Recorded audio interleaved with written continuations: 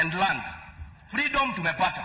Wapi ardhi? Wengine wanazikwa katika kaburi za public cemeteries wakiwa hapa. It is important for us to have affirmative action, tutoe pesa kidogo, tununue shamba, tupatie hao watu na wako na rekodi zao.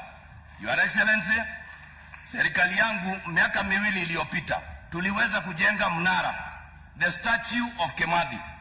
Nikajaribu kutafuta rais, nikajaribu kutumia hata prime minister hapa wetu, walete rais to come and atufungulie ule mnara. Mpaka sasa haujafunguliwa. Mahali ambapo MP tetu anasema tukajenge a museum.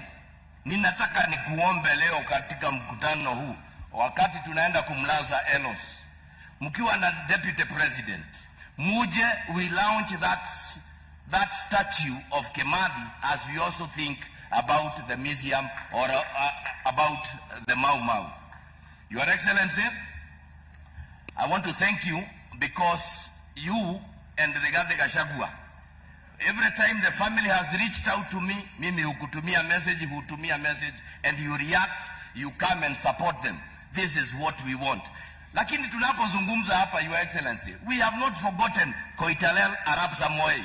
We have not forgotten Mekatilili wa Menza ambaye yuko kule chini. Tunapongangana kutafutia hawa wananchi wa Nyeri na hawa Mau Mau, tunapowatafutia angalau a grave, because that is key. Let us also remember those others ambao walinyanyaswa.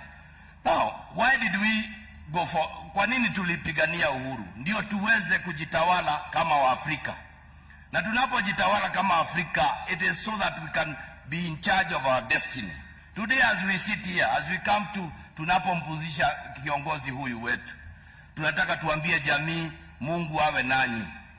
And please, we want to say this. Serikali zilizoko ni zenu. Serikali ya Nyeri, serikali ya Kiari badilisha, serikali ya William Ruto, reach out. Tusiwe tunasikia kila siku tukija hapa, watoto wa Kimathi hawana kazi, wa Njogo hawana hiki na kile. Reach out and make noise, and others too. So I want to take this opportunity to thank all of you.